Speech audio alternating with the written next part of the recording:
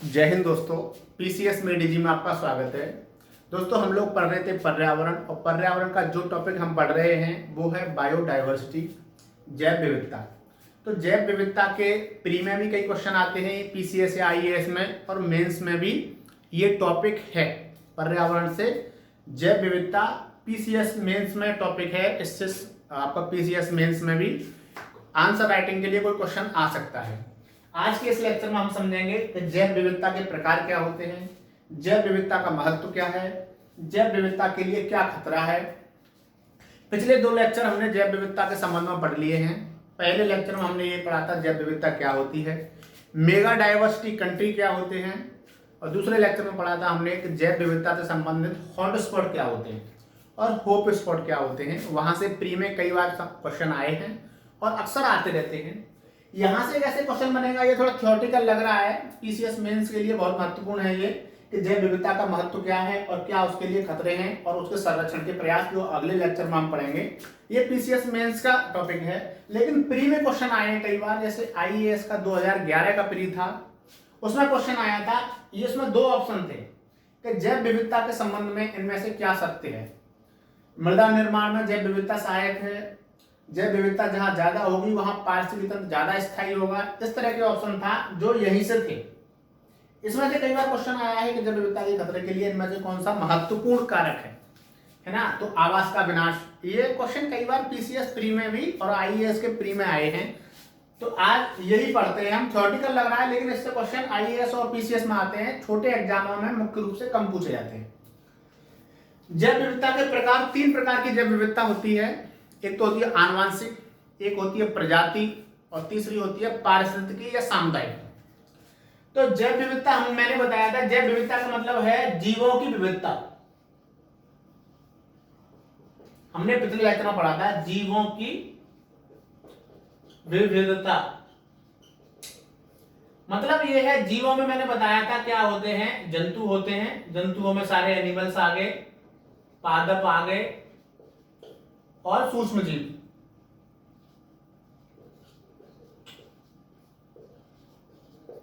है ना, ये होते हैं जैव विविधता। ये जितनी ज्यादा वैरायटी होंगी, इसके जितने प्रकार होंगे, इसे बोलते हैं जैव विविधता।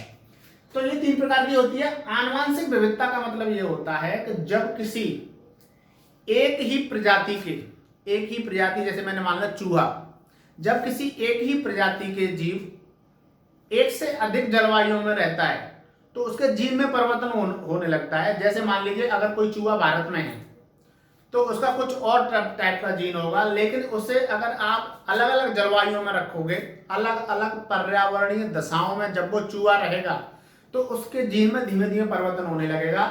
मान लो अगर यहाँ पर रखें आप चूहे को भारत में, और या यूरोप में कोई चूहा हो, तो वो देखेंगे आपको कोई व्हाइटिश होगा या कुछ और तरह का होगा। तो वो प्रजाति एक ही है, लेकिन उसके जीन में परिवर्तन है आ गया। किस वजह से? क्योंकि वहां की जलवायु अलग है। जब एक ही प्रजाति के जीवों में जलवायु बदलने के कारण जो जीन में विविधता आ जाती है उसे बोलते हैं आनुवांशिक विविधता। ठीक है, प्रजाति एक ही है। जैसे कुत्ता है तो कुत्ता ही है, लेकिन वो अलग अलग जलवायु में आप उसे रखेंगे तो उसका जीन अलग अलग हो जाएगा, अलग अलग तरह के हो जाएंगे वो। इसे बोलते हैं आनुवांशिक विविधता। प्रजाति विविधता का मतलब होता है एक प्रजाति के जीव, जैसे मैंने कहा, मान लें एग्जाम्पल के लिए घोड़े ले लें। घोड़े एक प्रजाति है और गधा अलग प्रजाति है। तो जब एक प्रजाति के लोग और दूसरी प्रजाति के लोगों में जो विविधता होती है उसे बोलते हैं प्रजातीय विविधता। सामुदायिक या पारतंत्र विविधता होती है जब एक समुदाय के जीव, एक समुदाय या एक पारिस्थितिकी तंत्र के जीव, जैसे मैंने माना ये मरुस्थल है, ये डेजर्ट है और ये वन है, तो यहां जीवों का जो समुदाय होगा, मरुस्थल में अलग तरह के जीव रहते हैं, आपने पढ़े होंगे। मरुस्थल में जो जीव रहते हैं वो अलग तरह के रहते हैं, और वन में अलग तरह के जीव रहेंगे। तो यहाँ जो जीवों का समुदाय होगा और दूसरे पारिस्थितिक तंत्र में जो जीवों का समुदाय होगा उसमें विविधता होगी, उसे बोलते हैं सामुदायिक या पारतंत्र की विविधता। जब एक पारिस्थितिक तंत्र के जीव दूसरे पारिस्थितिक तंत्र के जीवों से भिन्न होते हैं तो इसे बोलते हैं पारतंत्र की विविधता। ये बाय द वे क्वेश्चन आ सकता है मेंस में कि जैव विविधता कितने प्रकार की होती है, इसलिए मैंने बता दिया है। बाकी कुछ प्री के पॉइंट ऑफ व्यू से ज्यादा महत्वपूर्ण नहीं है। ये प्री के पॉइंट ऑफ व्यू से ये वाला पार्ट महत्वपूर्ण है। इंपॉर्टेंस, क्या इंपॉर्टेंस है जैव विविधता का हमारे जीवन में या पर्यावरण के लिए, है ना। तो पहला महत्व ये है कि जैव विविधता अगर कहीं पर अधिक है, इसका सिंपल सा मतलब ये है कि वहां पर पादपों की बहुत ज्यादा प्रजाति होंगी, बहुत ज्यादा जंतु होंगे, वहां पर बहुत ज्यादा तरह के सूक्ष्म जीव होंगे वहां पर। तो अगर किसी पारिस्थितिकी तंत्र की जैव विविधता ज्यादा है, इसका मतलब होता है कि वहां पर मृदा का निर्माण अच्छे से होगा, उसमें जैविक खाद अच्छी होगी। सपोज करें अगर कोई वन है, वन में क्या होते हैं, पादप ज्यादा होते हैं, तो पादप क्या होगा, उसके जो अवशेष होंगे वो जमीन पर गिरेंगे और वहां पर बहुत सारे अपघटक भी हैं, तो उसको वो अपघटक क्या करेंगे, डिकम्पोज कर देंगे उसको, जो वनों के अवशेष हैं, और वो मिट्टी में मिल जाएगा। तो मृदा निर्माण का काम अगर जैव विविधता ज्यादा है तो ज्यादा अच्छे से होगा। तो पहला इंपॉर्टेंस ये है कि अगर जैव विविधता कहीं की ज्यादा है तो वहां पर मिट्टी उपजाऊ होगी, क्योंकि उसमें जैविक खाद अच्छी मात्रा में होगा। तो ये क्वेश्चन IAS 2011 के प्री में ये आया था, जैव विविधता के संबंध में क्या इनमें से सही है, और उसमें पहला ऑप्शन था कि जैव विविधता मृदा निर्माण में सहायक है, तो वो यहीं से आप उसका आंसर लगा सकते हैं। दूसरा है, आप समझे खाद्य पदार्थ, जितनी भी चीजें हम खाते हैं, चाहे वो हरी सब्जी हैं, कहीं भी हैं, कुल मिला के पादप या जंतुओं से ही हमारा भोजन होता है। मांसाहारी है तो जंतुओं से होगा, शाकाहारी है तो कहीं पौधों से हम डिपेंड होते हैं। तो अगर कहीं की अगर जैव विविधता अच्छी है तो वहां पर खाद्य पदार्थ अच्छी मात्रा में उपलब्ध होंगे। अगला है औषधि। हम देखते हैं कि बहुत सारी औषधियां या तो वनस्पति से या कवक वगैरह इनसे बनती हैं, बहुत सारी औषधियां, है ना। तो जितनी ज्यादा जैव विविधता होगी उतनी ज्यादा औषधियों की संभावनाएं होगी।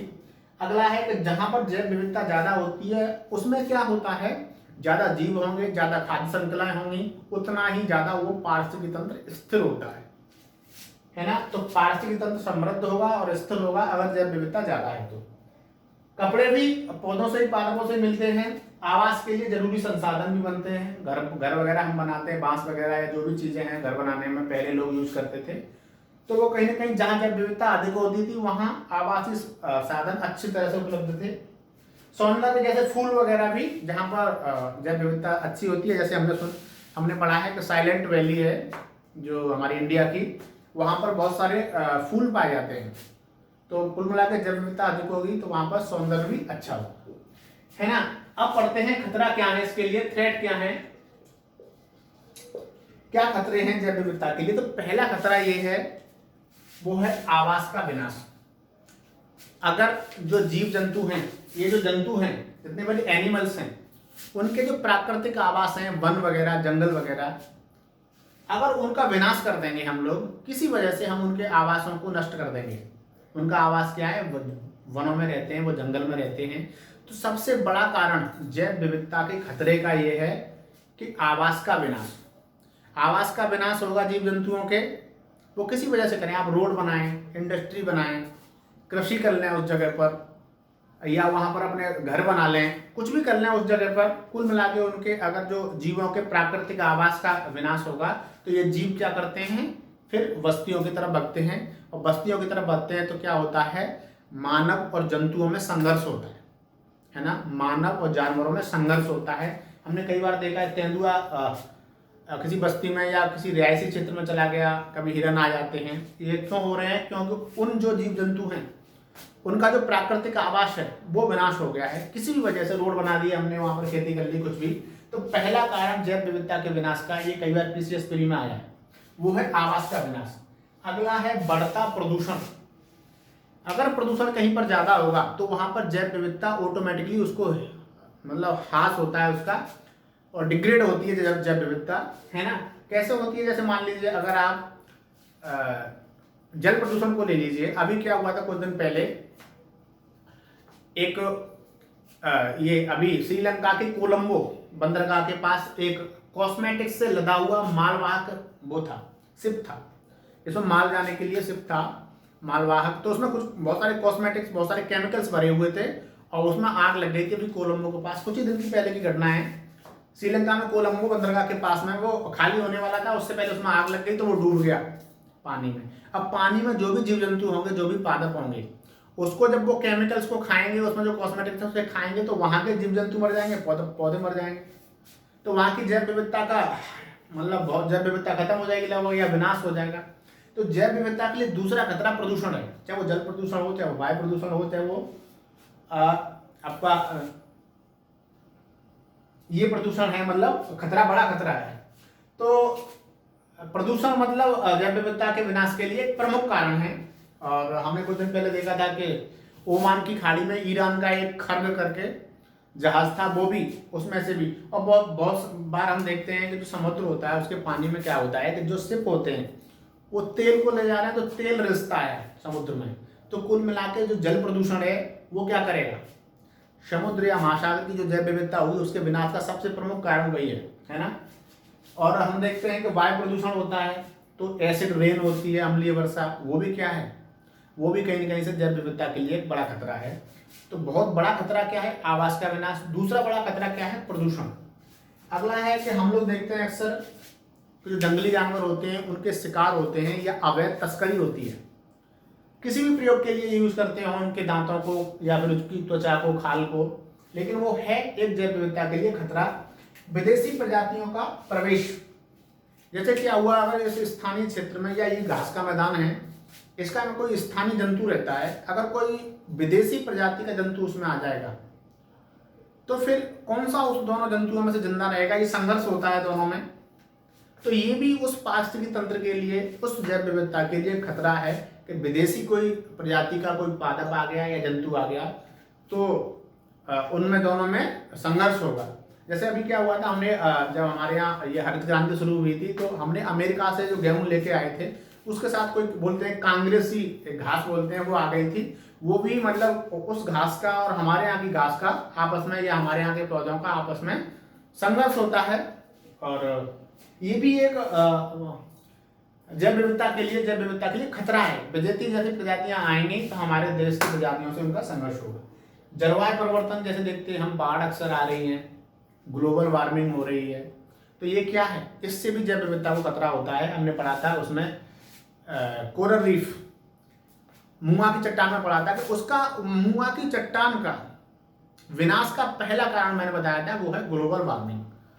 क्योंकि हमारे हिंद महासागर के बहुत सारे कोरल रीफ इसी वजह से मर गए, क्योंकि वहां ग्लोबल वार्मिंग की वजह से पानी का ज्यादा टेम्परेचर हो गया। तो जलवायु परिवर्तन भी एक बड़ा कारण है जैव विविधता के खत्म होने का, विनाश का। अगले प्राकृतिक कारण है, जैसे बाढ़ आ गया, कहीं भूकंप आ गया, ज्वालामुखी या भूस्खलन या बीमारी, कोई बीमारी आ गई। जैसे कोरल रीफ में भी बीमारी आ गई थी हमारे अंडमान निकोबार के आसपास, जो मुंगे की चट्टानें हैं, वहां बीमारी से बहुत सारे मुंगे की चट्टान, मुंगा मर गए। तो मतलब ये प्राकृतिक कारण होते हैं, लेकिन मानवीय कारण ज्यादा जिम्मेदार हैं जैव विविधता के विनाश के लिए। तो इसके इंपॉर्टेंस या विनाश से पीसीएस, आईएएस प्री में भी क्वेश्चन आते हैं और मेंस में आने की बराबर संभावना है। तो आई होप ये आपके समझ में आ गया होगा। ये बहुत ही फैक्चुअल कम है, कंसेप्चुअल ज्यादा है टॉपिक। तो आप इसके प्रकार याद करें ना करें, लेकिन इसके महत्व और खतरा ये जरूर आप पढ़ें। ये प्री के लिए भी इम्पोर्टेंट है और मेंस के लिए भी। थैंक्स।